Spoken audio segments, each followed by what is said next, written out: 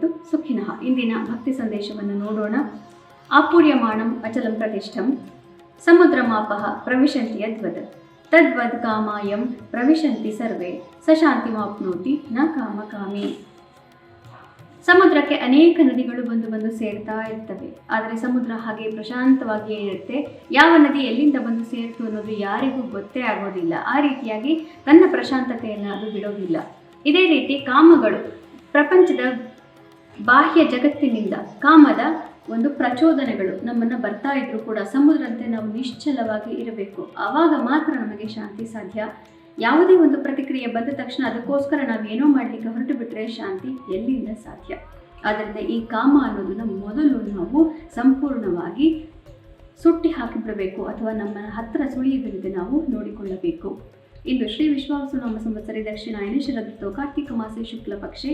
ಇಂದು 3ನೇ ತಾರೀಕು ನವೆಂಬರ್ ಸೋಮವಾರ ತ್ರಯೋದಶಿ ತಿಥಿ ಮತ್ತು ಇಂದು ಉತ್ತರ ಭಾದ್ರಪದ ನಕ್ಷತ್ರ ಕಾರ್ತಿಕ ಸೋಮವಾರ. ವಿಶೇಷವಾಗಿ ದೀಪಗಳನ್ನು ಹಚ್ಚಿ ಕಾರ್ತಿಕ ಮಾಸದಲ್ಲಿ ದೀಪದ ಹೆಚ್ಚುಗಾರಿಕೆ, ಕಾರ್ತವೀರ್ಯಾರ್ಜುನನನ್ನು ನೆನಪಿಸಿಕೊಳ್ಳಬೇಕು. ಕಾರ್ತಿಕ ಮಾಸದಲ್ಲಿ ಕಾರ್ತವೀರ್ಯಾರ್ಜುನ ಮುಖ್ಯವಾದಂತಹ ಅಭಿಮಾನಿ ದೇವತೆ. ಕಾರ್ತವೀರ್ಯೋ ದೀಪಪ್ರಿಯ. ಅವನಿಗೆ ವಿಷ್ಣು ಹೇಗೆ ಗಾನಪ್ರಿಯನೋ, ಶಿವ ಹೇಗೆ ಅಭಿಷೇಕ ಪ್ರಿಯನೋ, ಆ ರೀತಿ ಕಾರ್ತವೀರ್ಯ ದೀಪಪ್ರಿಯ. ಆದ್ದರಿಂದ ಅವನಿಗೋಸ್ಕರ ಈ ತಿಂಗಳಲ್ಲಿ ನಾವು ದೀಪವನ್ನು ಹಚ್ಚುತ್ತೇವೆ. ಇಂದು ಉತ್ತರ ಭಾದ್ರಪದ ನಕ್ಷತ್ರ.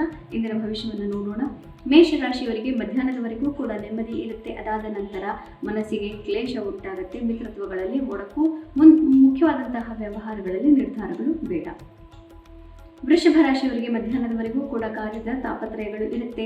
ಮಧ್ಯಾಹ್ನವಾದ ನಂತರ ಇಷ್ಟಾರ್ಥ ಸಿದ್ಧಿ, ಮನಸ್ಸಿಗೆ ನೆಮ್ಮದಿ, ಮಿತ್ರರಿಂದ ಅತಿ ಹೆಚ್ಚಿನ ಸಂತೋಷ. ಮಿಥುನ ರಾಶಿಯವರಿಗೆ ಮಧ್ಯಾಹ್ನದವರೆಗೂ ಕೂಡ ಸ್ವಲ್ಪ ಅದೃಷ್ಟ ಕಡಿಮೆ ಇರುತ್ತೆ. ಮಧ್ಯಾಹ್ನವಾದ ನಂತರ ಕಾರ್ಯಕ್ಷೇತ್ರದಲ್ಲಿ ಅತಿ ಹೆಚ್ಚಿನ ಯಶಸ್ಸು. ಕರ್ಕ ರಾಶಿಯವರಿಗೆ ಮಧ್ಯಾಹ್ನದವರೆಗೂ ಅನೇಕ ರೀತಿಯ ಯೋಚನೆಗಳು, ಡಿಪ್ರೆಸಿವ್ ಥಾಟ್ಸ್ ಇರುತ್ತೆ. ಮಧ್ಯಾಹ್ನವಾದ ನಂತರ ಭಾಗ್ಯೋದಯವಾಗುತ್ತೆ. ಹಿರಿಯರ ಆಶೀರ್ವಾದವನ್ನು ಪಡ್ಕೋಬೇಕು. ಸಿಂಹರಾಶಿಯವರಿಗೆ ಮಧ್ಯಾಹ್ನದವರೆಗೂ ಎಲ್ಲವೂ ನಿಮ್ಮ ಪರವಾಗಿ ನಡೀತಾ ಇರುತ್ತೆ. ಮಧ್ಯಾಹ್ನವಾದ ನಂತರ ಯಾರ್ಯಾರು ನಿಮಗೆ ಸಹಕಾರ ಕೊಡ್ತಾ ಇದ್ರೋ ಅವರೆಲ್ಲರೂ ಹಿಮ್ಮೆಟ್ಟಿ ಬಿಡ್ತಾರೆ. ಕನ್ಯಾ ರಾಶಿಯವರಿಗೆ ಮಧ್ಯಾಹ್ನದವರೆಗೂ ಕೂಡ ಸಾಮಾಜಿಕ ವ್ಯವಹಾರಗಳಲ್ಲಿ ನೆಮ್ಮದಿ. ಮಧ್ಯಾಹ್ನವಾದ ನಂತರ ದಾಂಪತ್ಯ, ಸಂಸಾರ, ಪಾರ್ಟ್ನರ್ಶಿಪ್ಗಳಲ್ಲಿ ನೆಮ್ಮದಿ. ತುಲಾ ರಾಶಿಯವರಿಗೆ ಮಧ್ಯಾಹ್ನದವರೆಗೂ ಕೂಡ ಮನಸ್ಸಿಗೆ ನೆಮ್ಮದಿ ಪ್ರಾಪ್ತಿ ಆಗ್ತಾ ಇರುತ್ತೆ. ಸ್ವಲ್ಪ ಕಷ್ಟಗಳು ಇರುತ್ತೆ. ಮಧ್ಯಾಹ್ನವಾದ ಮೇಲೆ ಜಯ ಪ್ರಾಪ್ತಿ ಆಗುತ್ತೆ. ವೃಶ್ಚಿಕ ರಾಶಿಯವರಿಗೆ ಮಧ್ಯಾಹ್ನದವರೆಗೂ ಕೂಡ ಸಂಸಾರದ ತಾಪತ್ರಯಗಳು ಕಾಡ್ತಾ ಇರುತ್ತೆ. ಮಧ್ಯಾಹ್ನವಾದ ಮೇಲೆ ನಿಮ್ಮ ಬುದ್ಧಿಶಕ್ತಿಯನ್ನು ಉಪಯೋಗಿಸಿ ಕಾರ್ಯಕ್ಷೇತ್ರದಲ್ಲಿ ಹೆಚ್ಚಿನ ಕೆಲಸವನ್ನು ಮಾಡಬೇಕಾಗುತ್ತೆ.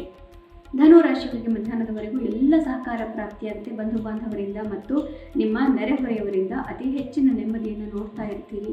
ಮಧ್ಯಾಹ್ನವಾದ ಮೇಲೆ ನಾನಾ ರೀತಿಯ ಯೋಚನೆಗಳು ಬರುತ್ತೆ. ಸಂಸಾರ ತಾಪತ್ರಯಗಳು ಕಾಡಿ ಅಮ್ಮನ ಮನಸ್ಸಿನ ನೆಮ್ಮದಿಯನ್ನು ಕೂಡ ನೀವು ನೋಡಿಕೊಳ್ಳಬೇಕಾಗಿ ಬರಬಹುದು.